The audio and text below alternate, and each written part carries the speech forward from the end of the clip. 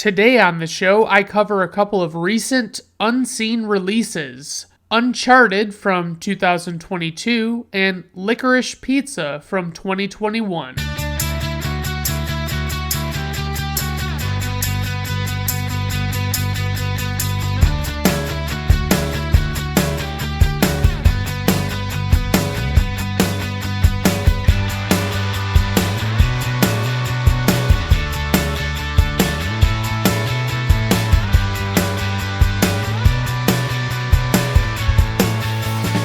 Alright everyone, welcome to Brandon at Random Reviews. I am your host, Brandon Griffiths. Thank you for stopping by. I do appreciate it. My goodness, I keep reading about these shows, at least one show that's supposed to be coming out that's like a Game of Thrones spinoff. It's supposed to be set way before the events of the original series. You know, I see the promos for it, and it's like I feel absolutely nothing at all. And it is a tragic thing that happened with Game of Thrones. It's not like it was a bad show on the whole. I mean, if I took every season, I would say I liked 7 out of 8 seasons of the show.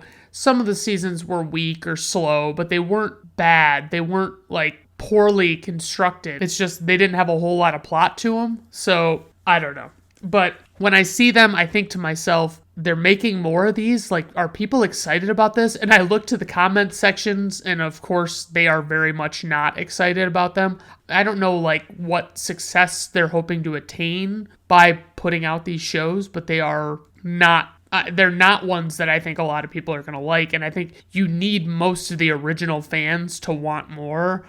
But when the original fans feel like, you know, they kind of got punched in the face on that final season, it's kind of difficult. I mean, so you take I would say like the first 4 seasons of Game of Thrones are some of the best television that we've ever had. And I don't watch much television, but I watch enough. And I heard that from a lot of people that really felt that way. And it was a really good, you know, well-constructed show. They did a really good job of like making sure that the stories all made sense. The stories all were very compelling, and they were very human stories, and you could relate to them. And they were really good. I mean, I really liked them. And then you get to the final season. You know, you get through seasons 1 through 4, and it's amazing. And then it kind of has a lull, and you get some slowness, and then it kind of picks up a little bit in like season 6. And Season 7 was very exciting because the anticipation was there. You were like, holy shit, all of this is finally going to culminate in this, you know, this final 2 seasons. All of the stuff we've been waiting for the entire series. We just didn't know when to expect it. Now we know it's here and it's going to happen. And so like the last season, because like the 7th season, they did a pretty decent job of like starting to deliver on the hype, and they really got rolling on it. But you know, you roll into season 8 and it's like, holy shit, what is this? You know what I mean? Like, there were a lot of shitty mistakes in it that they, you know, like there were scenes where they left like Starbucks cups on the set of this fucking, you know, medieval looking show, you know, and it didn't really work. And it, you know, wasn't really a good thing to be caught doing, you know, especially when it took them like an additional year to come out with the last season. Like they had so much stuff that they felt like they had to get done for this season that it was like, what are we doing? You know what I mean? Like what were you doing with that extra time? Because you had a shortened final 2 seasons. You know, they were both like 6 or 7 episodes each. And then you take that, and on top of that, you're like, oh yeah, by the way, you know, we're going to do just about the same amount of everything as we have been doing, but we're just going to say it takes longer, okay? That work for you? That's good. Okay, so they wasted entire episodes in the final season building up. They had, you know, like they had an entire episode wasted on just like people talking to each other before the battle with the White Walkers. They were just talking. They're just hanging out in anticipation of this battle. And it's like, people aren't here for that. They don't want to fucking hear about these people's stories. They want to fucking see this battle. And for you to not even give them a taste of action is a tad ridiculous, but it is what it is. And, you know, the ending, you weren't supposed to want whatever they were going to give you in the ending for Game of Thrones. Trust me on that. There's always that quote of like, if you think this has a happy ending, you haven't been paying attention. But it's different to have an ending that people don't want and have an ending that genuinely pisses people off and like really slaps them all across the face. And it's so poorly delivered, and it doesn't, nothing about it was enjoyable, you know what I mean? And it was so terrible. Like, you could see it coming in a lot of ways, and then other ways it's like, okay, I guess. And, George R.R. Martin, the guy who wrote the books, he said that he was basically, after season 4, he was pretty much left out of the conversation on like what was going to be happening in the show, and he wasn't getting consulted like he had been. So it's like, yeah, I guess I could be, pretty annoyed by that. Like, you want to have the author's input, and I get if you're not going to be able to go exactly where he wants to go, but you want to know that you're still like getting his input. You know what I mean? Like, hey, buddy, like, we can't do it exactly like you made it up in the books, but, if we did this, would that make sense? Or would we be able to fit that in? Would that, that jive with what you've written? And he could actually tell them. But, I mean, that's the thing, is they didn't, and so it shows severely in those final seasons. And like now, George R.R. Martin has taken so long, he hasn't even finished one of, the final 2 books. And it's like, now I'm not even going to read them. I'm not even going to give a shit. Because like, that's the thing. They did such a bad job on the final season of Game of Thrones that it's like, I don't even want to watch it. I don't even want to go back and revisit the seasons I did like, because it soured my taste for the entire series. And just that, like, I've had opportunities to buy the series for pretty reasonably discounted price, like $40 or $50, and I'm like, no, I don't really think I'll ever watch it again, and it's always going to be on HBO, so who gives a shit? And that's just kind of how I've approached the whole thing, is it's like, I don't give a shit about Game of Thrones anymore. I really don't. Anytime they talk about it on like these sites like IGN or any of these ones that are entertainment news, like nerd websites basically, that are like sharing different things about what they're doing with the new Game of Thrones show, it's like, I almost want to hide those people from my feed because I don't want to see those updates. I don't give a shit about I don't know any of the people that are in the fucking new Game of Thrones shows that I know of. And it's like, what, I didn't know any of the ones in Game of Thrones for the most part, but like, at least they ended up being good. Now it's like, I have this burden of like not thinking it's going to be good going in, because of what they did with Game of Thrones. And so it's like, why would the spinoff be any better? Why would they change anything? Why would they improve anything? Why would they do anything different? And so it's for that reason I'm out. And yeah, moving on. Uncharted is our first movie, released February 18th, 2022, directed by Ruben Fleischer. He also directed Zombieland, 30 Minutes or Less, Gangster Squad, Venom, and Zombieland Double Tap. Some of the writers on this movie are Rafe Lee Judkins, Art Markham, and Matt Holloway. Producers Charles Roven, Alex Gartner, and Avi Arad, which I think he was the one that was involved in maybe the original Hulk movie, like the one with Eric Bana. Okay, does that sound familiar? Okay, anyway, the score for this movie was composed by Raymond Djawadi. Okay, so our lead actor is Tom Holland. You know him as Spider-Man from the Marvel movies. He was in quite a few of those. And he's kind of, he's the guy that's credited with revitalizing that character because of all the shit that Sony did to Spider-Man. It just didn't really work for them. So it was like they brought in Tom Holland, and they were like, hey, this guy will work. He's a good choice. And he did. He brought like all this personality to it. In this movie, Tom Holland plays Nathan Drake, and Nathan Drake is he's the main character in this series of video games called Uncharted, and they have several of these video games. Tom Holland was in, also aside from Spider-Man, he was in The Impossible, which I need to check out, Cherry, which is, I think, an Apple exclusive one. It's like one you have to have an Apple Plus membership to actually watch, so I don't know when I'll actually be able to watch that. And then he was in The Devil All the Time, which I couldn't even sit through. It was so fucking terrible. I didn't like it at all. Please don't ask me to finish that movie. And then we have Mark Wahlberg, who plays the character of Victor Sullivan, and he was, of course, in Boogie Nights and that's a connective tissue, motherfucker, because, the other movie we're covering has a connective tissue. So yeah. And then he was in The Fighter, The Departed, Ted, The Italian Job, Lone Survivor, Two Guns, The Other Guys, Max Payne, which is a terrible fucking movie, and so is The Happening, and Shooter, which is a pretty solid movie. It's a little ridiculous, but it's pretty good. Then we've got Antonio Banderas, who plays Santiago Moncada. He was in The Mask of Zorro, The 13th Warrior, Once Upon a Time in Mexico, Desperado, Interview with a Vampire, and he's been in some other things. He was in a sequel to that Mask of Zorro movie, but for the most part, those are the ones I think of when I think of Antonio Banderas. And then Sophia Ali, who I have noted here is hot, and she plays the character Chloe Fraser. She's kind of a relative unknown. I haven't really seen her in anything before, and I was mentally, before I looked her up, because I was in the middle of watching the movie, and then I saw her on screen, and I kept referring to her as, Pakistani Emma Roberts, because that's what she looks like, and can I just say that's a good thing? You want to be Pakistani Emma Roberts.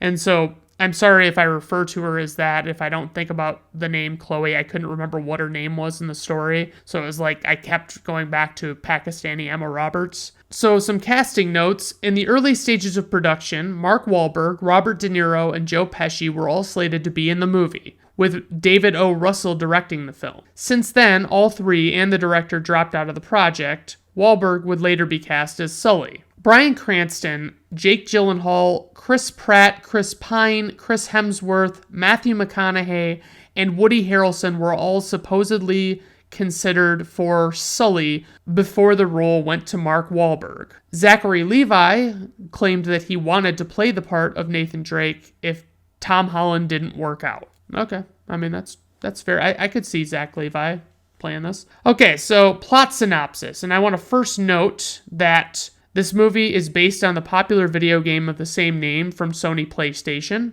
and there's also a brief fan-made skit that was that starred Nathan Fillion, who is a nerd favorite. A lot of people love Nathan Fillion because he did Firefly and he did a bunch of other shit, and I love Nathan Fillion. I think he would have been great for this role. I would have probably liked it better, frankly, if he had gotten this role, but what can you do? So basically, I don't really have a good plot synopsis for this one. I can definitely read the IMDb plot synopsis, which is street smart Nathan Drake is recruited by seasoned treasure hunter Victor Sully Sullivan to recover a fortune amassed by Ferdinand Magellan and lost 500 years ago by the House of Moncada. Okay, so we meet our hero. He's just waking up while hanging in midair from some cargo, which is hanging from a plane. And all this, shit's going on. Obviously, it's very exciting to have this happen very quickly early on in the movie. And it's he doesn't, he's you don't know why he's asleep. You don't know why he's, his reaction seems a little off. You're just what the fuck's going on with this guy? And then all of a sudden, once you see all of the shit that he's in this cargo plane thing, he wakes up. He just wakes up out of nowhere. He's just all of a sudden not on this plane anymore. And it's apparently it was a flashback or something else. We don't really know. And I think they cast Tom Holland, and he's a lot younger than I get the vibe of the regular Nathan Drake from the video games. I just think that they cast him a lot younger because they wanted this to be an early on adventure, which was a good call, honestly. Tom Holland does an admirable job as this character. He delivers pretty well on it, and it's when we see him wake up that all of a sudden he's with his brother. He's younger now all of a sudden, and they're breaking into a museum and they're talking about all this shit, and they're doing this thing where they keep acting like they're walking history lectures. And I get that they should know the history, but they know the history like a history professor would know a lecture. You know what I mean? And it's kind of insane. It doesn't sound organic, and it doesn't, it would make more sense to say to give like little tidbits and say, yeah, well, this is what happened and this is this and this is that, but they don't really do a great job of that. And the brother leaves after, like they catch him in this museum and they're going to take his brother away, and his brother decides he's going to, not be captured and he's going to escape. And so he sends, he tells Nate he's leaving, he'll come back for him at some point. And, it's basically like a continuing thing that you like never really see that happen in these games, like he doesn't, as far as I know, I've only played a few of them, but like they don't really they don't do anything regarding his character as far as like him actually coming back, because I think his brother is supposed to have died. So we're back to after the brother leaves, we get back to regular normal age Tom Holland, and he is a bartender at a bar. He's hitting on this girl, and he's showing, like, it's funny because it's very clear that Tom Holland is not a good drink maker. Like he doesn't have that smoothness about him. And it's like, it's like you've seen like the movie Cocktail or something, like they do all of this smooth shit, like twirling the bottles and shit like that before they pour it. And they don't, he doesn't do any of that in this. It's just pure nonsense. It's like he's just kind of like wonkily dumping shit into a glass. And then you see, he's talking to this girl, and then he goes out and he's talking to the girl a little more. She's sitting outside at one of the tables, and he's wiping the tables down, and he like comes up to her and he's like talking to her more, and he like manages to steal her bracelet off of her wrist. And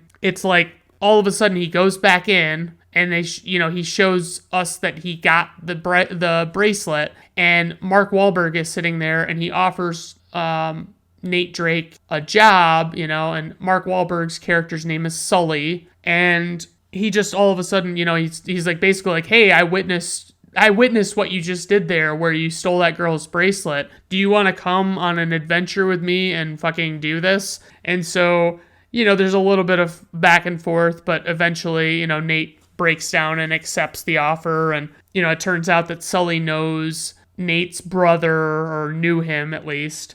There are scenes where it's like, okay, there's a scene where Tom Holland is walking and he's looking on his phone, and he's supposedly not paying attention to what he's doing, and he runs into a doorman, and then the doorman like chastises him for not paying attention.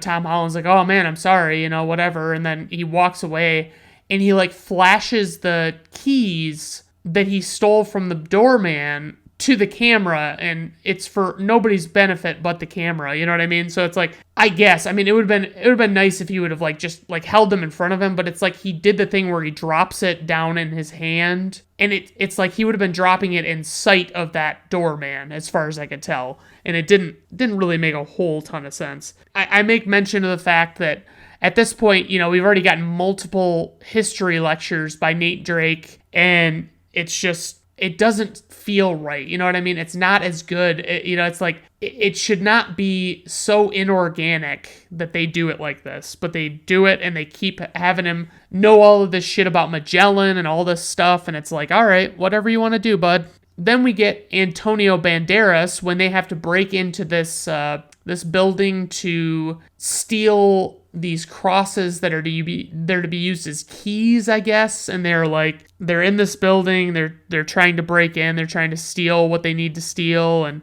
move on. And I would say, like, at this point, we're still pretty well on par with the video game. Like, it's not exactly like any of the other ones, but it's its own story. So it's like, I would say I wouldn't have many complaints at this point in regards to how close to the video game it is. And I really enjoy the video games. It's just I'm not a big video gamer, so I don't know the stories as well. I just remember liking the stories. And when they go to this place, there's this James Bond-esque cocktail bar type thing going on. There's a chick, like Sully and Drake are at the fucking bar, and they see this chick from across the way, and it's this black girl, and she's got like really short hair, and it looks like it's like 99% gel, and like it's like bleach blonde, and it's just, it does not look good on her. Like, I don't even I don't know what hairstyle I would prefer to see, but it's not this one, I don't know what they were going for with it. It would be better if it was like she at least just had black hair. Like she wouldn't have stood out as much, but she would have looked a lot nicer, I think. And so apparently that chick is bad news. And then we get Antonio Banderas, and so they're there and they're going to bid on this cross, and they're going to, they want to get it so they can get this treasure this Magellan treasure. I did rather enjoy this scene because Drake is on. So Tom Holland's character, I'm going to call him Drake because that's really, I think, what they call him in the video games. So like Drake is on he's got an earpiece in and he's talking to Mark Wahlberg, Sully, and he is, he keeps saying stuff and he keeps like reaching up and putting his finger to his ear. And Mark Wahlberg straight up calls him out and says, "Don't touch your ear like that. You look like a fucking idiot." And it's a nice little take because there's like a moment in the beginning of Casino Royale with Daniel Craig, the James Bond movie, where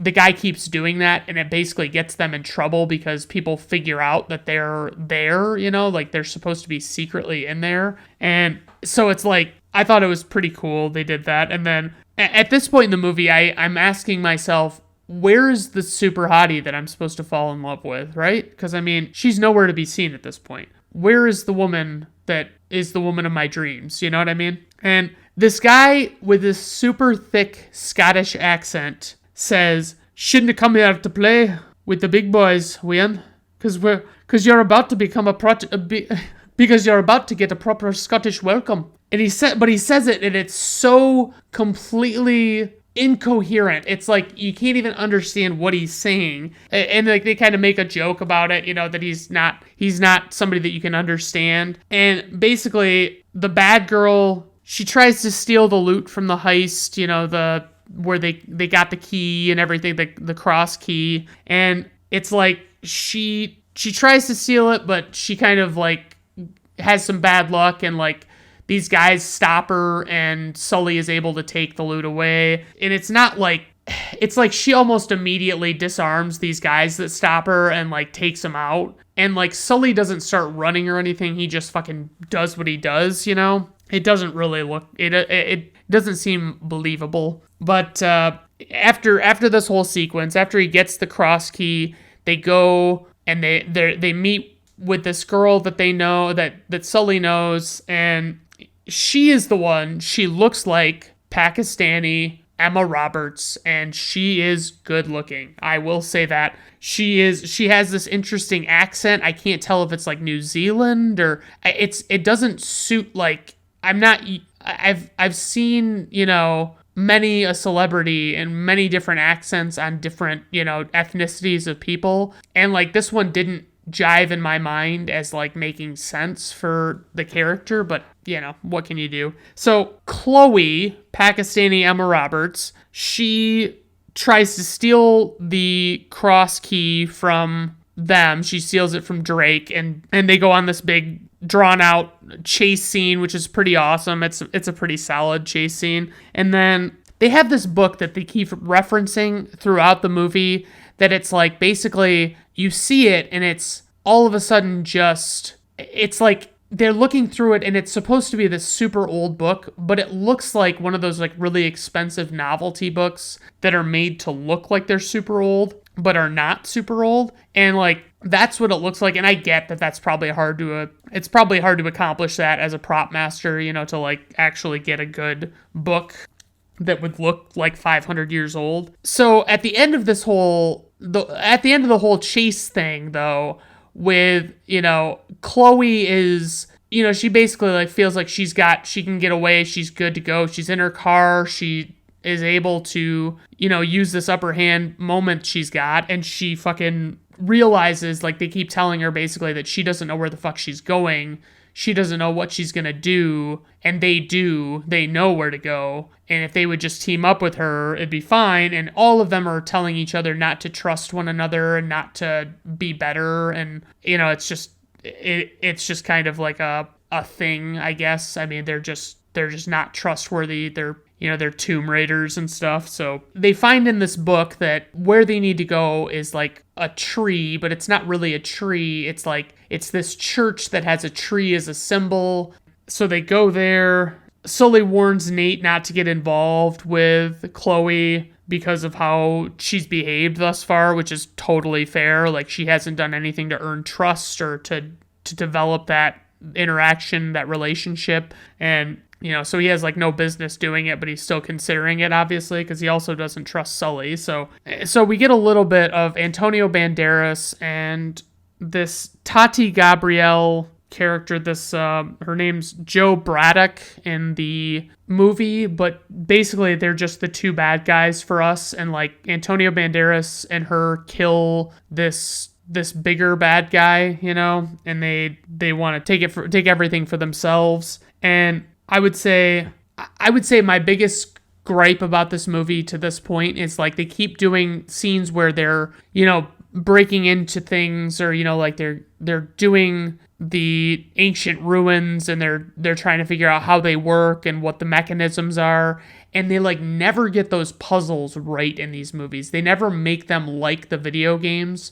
They always do it so it's like, oh, so I just put this here and I know that that's what will work, and I do this and it will work, and it's like, voila, And I would say, like, we keep getting this back and forth between Sully and Drake, and like Sully's likable enough, everybody's pretty well likable. It's just you don't know where you stand with them. And they just keep, like, it seems like they're laying groundwork for this love story between Drake and Chloe, but I don't know, they don't ever really pay off on it completely. And Chloe and Drake they're at this bar, they're trying to find this, where to use the keys, and they're like going to, great lengths to distract from what they're doing, and they like start a fire in front of the bar, and they just like immediately jump over the bar, and I'm like, okay, like, I guess, like, it seemed a little convenient that everybody was all hands on deck for this fire, and they don't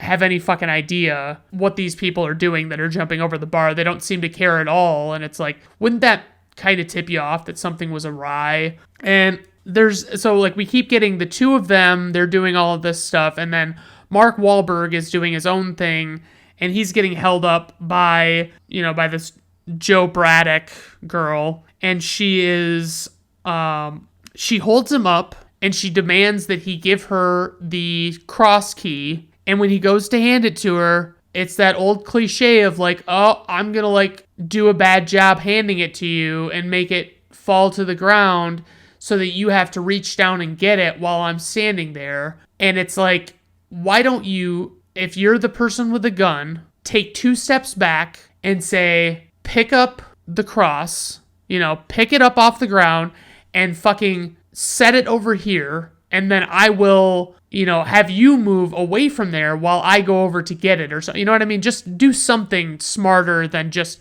yep, I'm just going to jump down and get this thing. And Mark Wahlberg actually, like, after he pulls that trick on her, he, like, does the stupid thing where he, like, looks down to pick up the cross again, like, 2 seconds later. And it's like, are you fucking serious, dude? And they're like, they're using, like, earpieces and stuff to talk to Sully. But it's like, they don't call enough attention to it. It's like, do they literally just have earpieces in the entire fucking movie, and that's what I'm supposed to believe? It was at this point in the movie that I actually went to the trouble to look up what Pakistani Emma Roberts' name was, which was Chloe. And, I mean, we get a scene where she punches Drake out, Chloe does, and she does it, like, cold on the first fucking punch. And I'm like, are you serious? Like, I don't even know that a trained boxer could do that easily. Like, it happens, but it's like, I'm not buying it. Like, it didn't look like it was that well struck of a blow.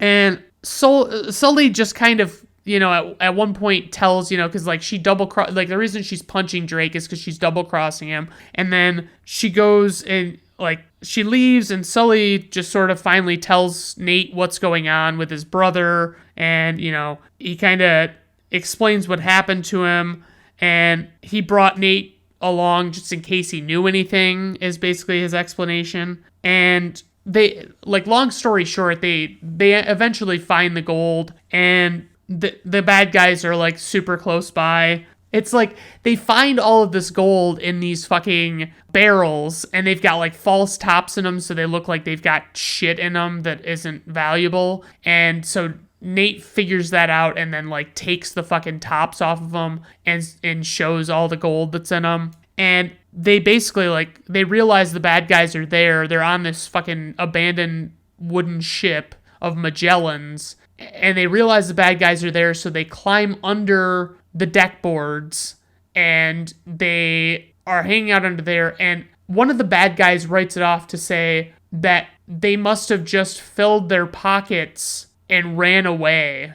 And it's like, what? Like, you honestly think that they went all that way without any game plan on like how they were going to get the shit out of there? Like, come the fuck on. Like, I don't buy that for a fucking minute. And wouldn't you just kind of assume if they went and they didn't take everything, wouldn't you think that maybe they were looking for something more specific? You know, I don't know. Maybe that's dumb. I have no idea. So they airlift there's two ships, and they airlift them out of the caves that they're in, and the ships are, you know, really old and they're kind of in ruins, and they're lifting them with helicopters. I don't have a firm grasp of what helicopters can lift. Like, I've seen helicopters in movies lift things that I thought, no. There's no fucking way on God's green earth that this fucking thing is possibly going to happen. I don't really understand why they're trying to make me believe this. So they end up on these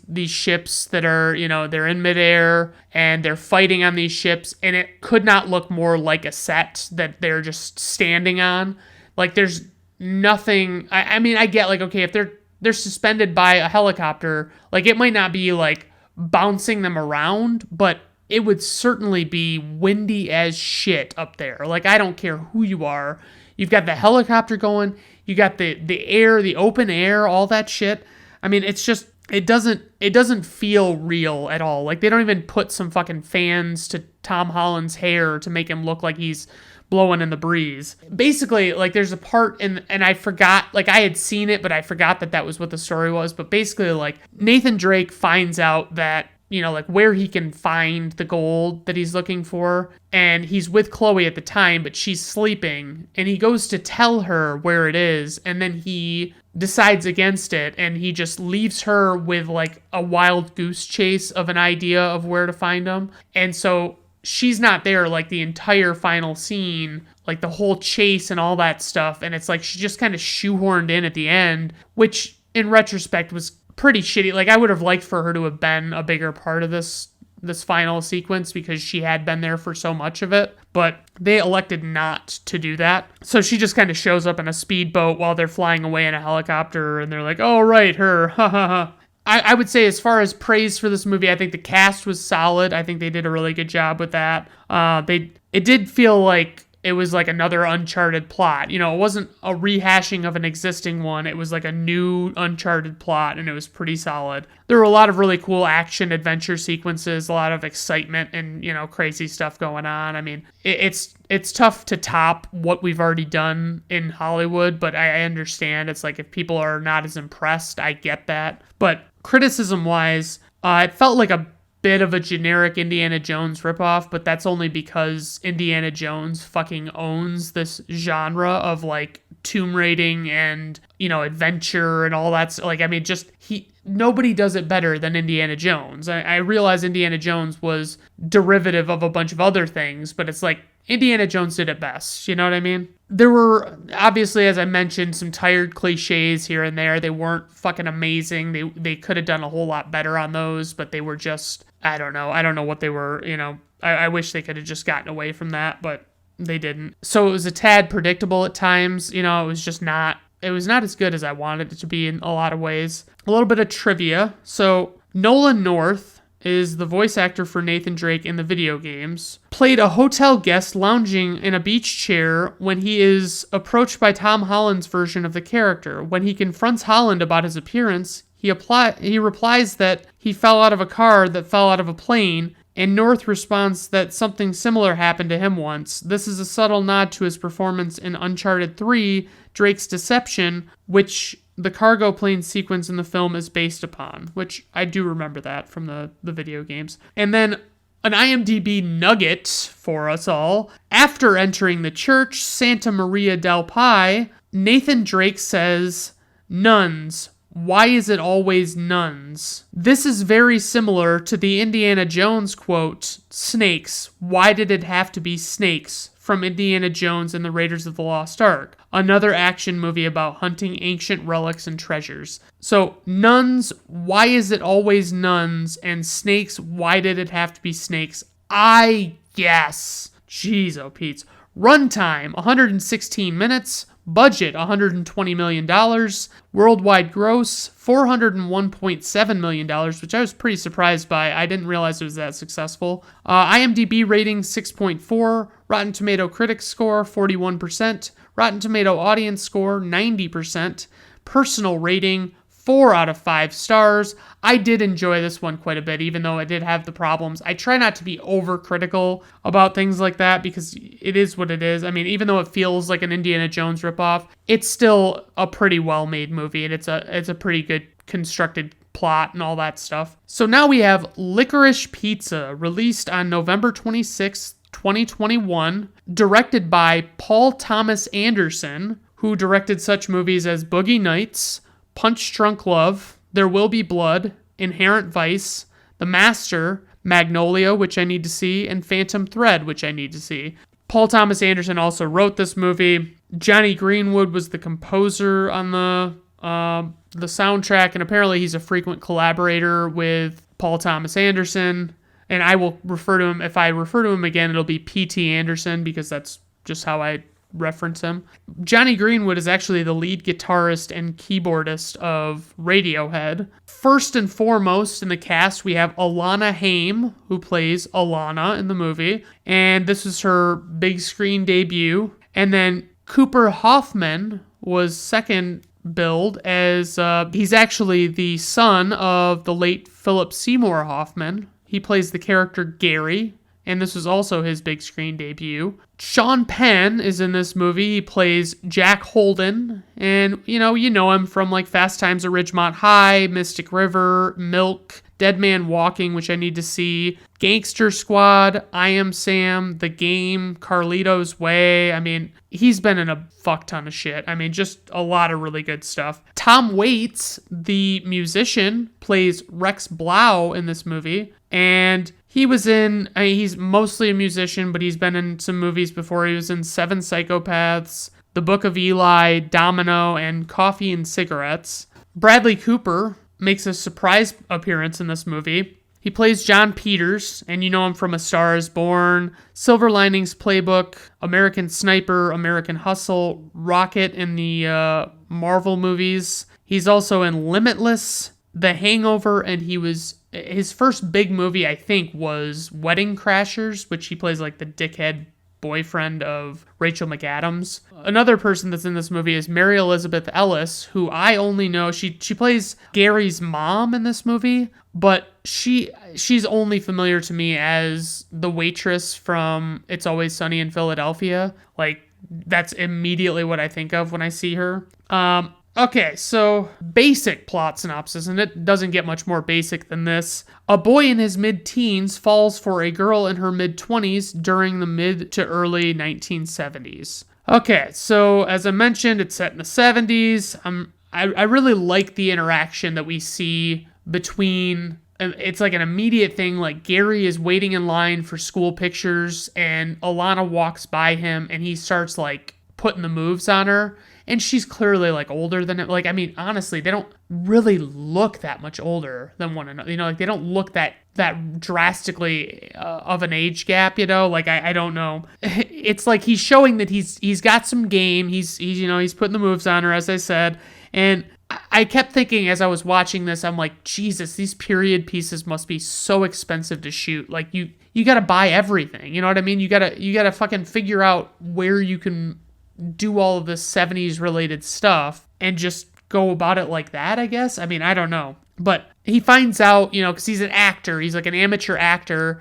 and he's been in a bunch of stuff, and he, basically his mom tells him that she can't go on his press tour with him, and so he invites Alana to be his chaperone, and she comes. And while she's on the plane, she meets this guy that Gary knows that's like one of his co-stars, as, his name's Lance, and her and him begin dating, which drives Gary up the fucking wall. And we get a little glimpse of what Gary does in his acting life, how he auditions, how he interacts with people, and he's always like buddy with everybody. And then his mouth gets him in trouble. Like he makes these jokes that are like terrible, like not things you should put on TV. You know what I mean? He makes jokes in interviews and stuff that are just severely inappropriate. And I mean, it's so very obvious that he's like in love with Alana, because she's just,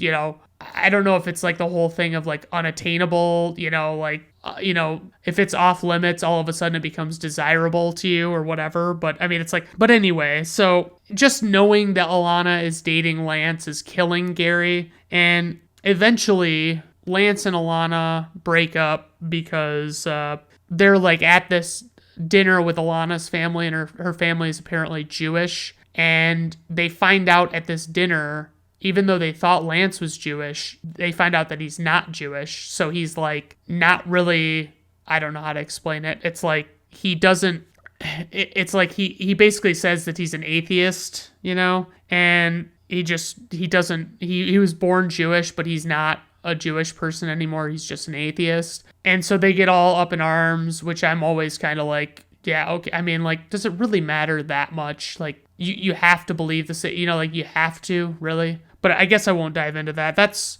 for more religious talk. Check out my sister podcast, also hosted by me, called Don't Cross Me by Brandon Griffiths. Now, I think at one point we were at this expo, and John C. Reilly is there dressed as Herman Munster, and it's kind of like a low-key, cameo appearance. And it's pretty funny, though. He does a really good job. And Gary has, like, gotten into this waterbed selling business, and he's just fucking selling them like crazy. He doesn't really seem like nobody knows what they are, it seems like, but he's trying to sell them as best he can. And Alana sees him at this expo, and she reveals that she's broken up with Lance. And suddenly, like out of nowhere, while they're at this expo and Alana and him are talking, these two cops rush Gary and fucking, take him down, and they put handcuffs on him and stuff, and they take him away, and you don't really know what the fuck's going on. And it turns out that he's just like being falsely accused of having been like he matches the physical description of a murderer or something. And so they arrest him, and then they like quickly let him go. I said at this point, I was realizing that Alana Haim was what some might refer to as my speed, which I had a guy that I work with tell me one time. He was like, "Do you know this girl?" And he said her name, and I was like, "No, I don't know who that is." And he goes, "She could be your speed. She might be your speed. You should talk to her." And I'm like, "Okay." And of course, I go and see this girl, and I'm like, get the absolute fuck out of here. Like, no. Like, if you think that is my speed, that is grossly insulting to me. And it's at this point that I realized that this movie would not work with the roles reversed. Like, they would not put an older man with a 15-year-old woman, you know what I mean? In a movie in this day and age, they could never pull it off. And apparently, P.T. Anderson got a lot of flack for making this the basis of the movie. And I mean, it is what it is. It's shit like that happens. So it's not like it shouldn't be made into a movie.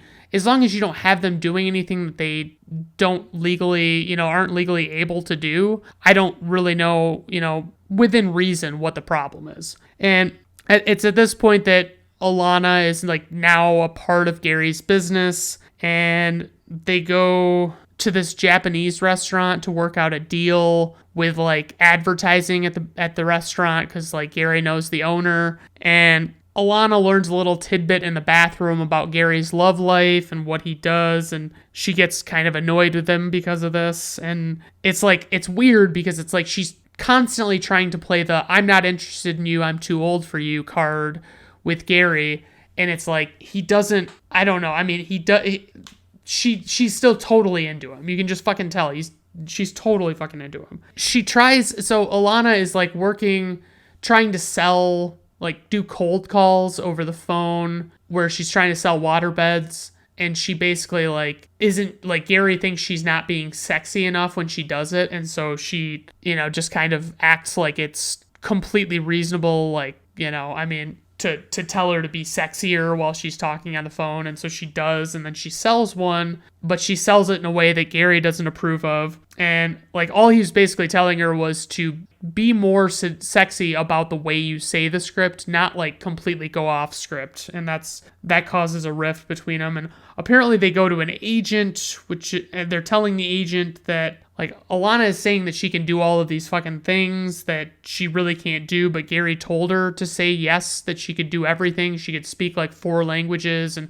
ride horses and do this, that, and the other thing. And it's like, it doesn't really make any sense to have her do that, but I guess it's one way to get apart. And they're both so jealous of each other all the time, and you just keep seeing this like inevitable jealousy going on. And they're like selling the waterbeds, and one of them says that they're really good for your back. And I was like, I don't think waterbeds are good for your back, are they? Or is that like just a thing that they used to say when they didn't know that they were bad for your back? And I'm just like, multiple times throughout the movie, I was like trying to figure out what kind of girl that was Alana's age, because she's supposed to be 25 in this movie. And she's like 28 in real life in this movie. But like she's hanging out with these 15-year-old boys and stuff. And it's like, what girl does that? Like, this girl could do better. You know what I mean? She could certainly make it a point of like finding a guy her own age or older and do a lot better. But she's like at one point wearing a bikini around a showroom, and it's like she clearly kind of like likes the attention, and I guess that would be it. Like, that'd be why she'd hang out with those guys.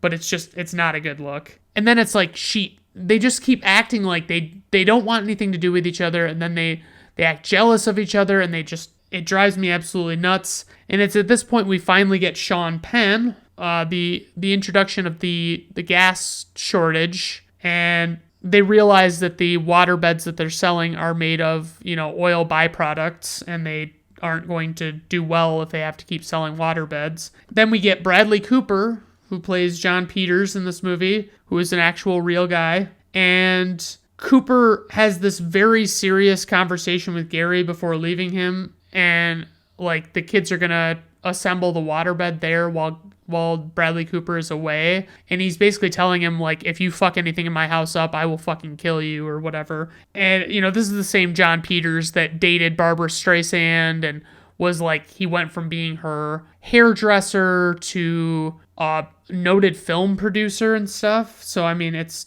pretty wild. Alana's character, she's got to be too immature. Like, that's got to be the reason that she's doing this, because it's like, it doesn't make any logical sense to me. And like, they keep having this back and forth, but of course, at the end of the movie, they end up together. They're just gonna, they're gonna work it out and make it happen. And it's like, okay, I guess. And it's over with. Some of the highlights of the movie, I mean, the cinematography is amazing. A lot of the shots are really cool. The 2 lead actors are really good actors. I mean, especially for having done nothing before. They just don't, I mean, they're not familiar, so you don't really think about it. But then you got, all these other guys like the Sean Penns and the Bradley Coopers and, even Tom Waits. They're all pretty fucking solid in this movie. And I gotta say it's pretty fucking solid. Criticism, I would just say the plotting of the movie, just the way it's laid out, is like, it doesn't feel like a coherent story. And I realize that's kind of P.T. Anderson's thing. Like, he likes to do stories that are not conventional, formulaic stories. He'd rather have things kind of just be one thread after another without ever really getting closure, but it's like, that is how he ends it, basically. And so, apparently, Leonardo DiCaprio's father and that's George DiCaprio, he portrays the man who sells Gary the first waterbed,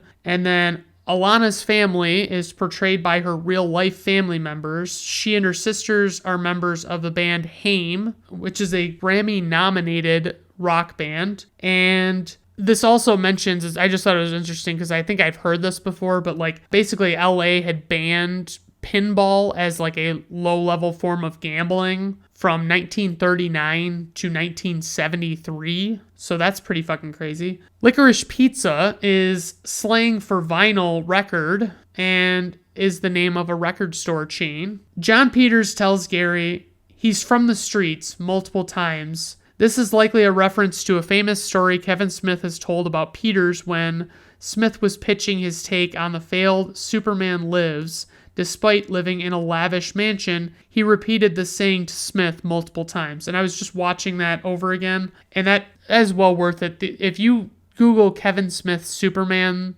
and just watch that video, it's about like 20 minutes. He tells the story about, his experience with trying to write a new Superman story in the late 90s. So one of the IMDb nuggets I found was when Alana and Gary are reading newspapers as President Nixon delivers an address about the oil crisis, Gary looks at an ad for the pornographic film Deep Throat before glancing at Alana. This is both a sly nod to Gary's attraction to Alana and a sly nod to the Watergate scandal that was engulfing Nixon's White House and had reached a fever pitch at the time this film is set in the fall of 1973. Runtime, 133 minutes. Budget, $40 million. Worldwide gross, $33 million. I knew it wasn't released very widely. It was, I didn't go see it in theaters because it took so long for it to come out that I just didn't bother. IMDb rating, 7.2. Rotten Tomato critic score, 91%. Rotten Tomato audience score, 65%. Personal rating, 3 out of 5 stars. Yeah, that's right. I enjoyed it, but it just didn't come together as a good enough story. It just didn't feel like a cohesive plot that it was like, I didn't get anything from it. It was enjoyable in a fleeting way, but it didn't really do much for me. All right, everyone. Thank you for listening today. I appreciate your time. And as always, I don't know why I say this at the end of every episode, but let me know if you have any ideas for movies you'd like me to cover, and I'll try and consider, actually using them. And all right, thank you very much. And you guys have a good rest of your day. Goodbye.